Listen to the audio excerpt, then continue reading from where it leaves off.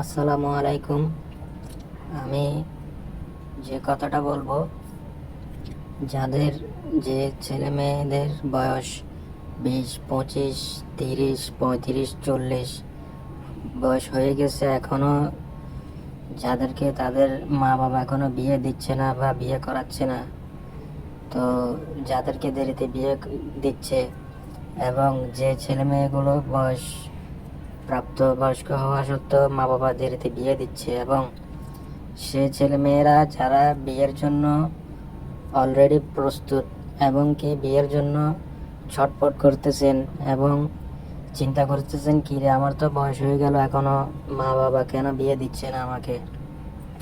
তো আমি সেই ভাই বোনদেরকে বলবো, আপনারা যখনই বিয়ে করবেন, ঠিক আছে, আপনাদের মা বাবা যখন তাদের সময় মতো আপনাদেরকে বিয়ে করাবে, আপনাদের বয়স 25, 30, 40, 35 এর মধ্যে যখন আপনাদেরকে দেরিতে বিয়ে করাবে, তখন সেই ভাই বোনদেরকে আমি একটা কথা বলবো, আপনারা বিয়ে করার পরে যখন আপনাদের ভবিষ্যতে ছেলে মেয়ে হবে, ঠিক আছে, তখন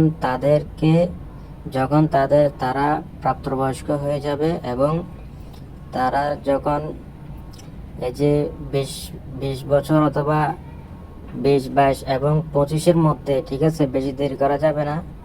এখন তো অনেকে 16, 17, 18, 19, 20 বছরে অনেকের বিয়ে হয়ে যাচ্ছে। তো আমি যেটা বলবো, নিয়ম অনুযায়ী, ইসলামিক নিয়ম অনুযায়ী বেশি দেরি করা যাবে না।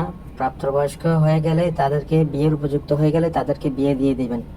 কেননা আপনি যখন বিয়ে করেছেন এবং আপনার মা বাবা যখন আপনাকে বিয়ে করাইছে দেরিতে, 35, 40 বা 25, 30 বয়সে, আপনি তো তখন তো বুঝছেন যে বিয়ে করাটা কতটুকু জরুরি ছিল আপনার জীবনে। তো আমি আপনাদেরকে এই জিনিসটাই বলতে চাই, আপনারা যখন বিয়ে করবেন, ঠিক আছে, আপনাদের যখন ভবিষ্যতে ছেলে মেয়ে হবে, তাদেরকে সঠিক সময়ে এবং কি দ্রুত বিয়ে করিয়ে দিবেন।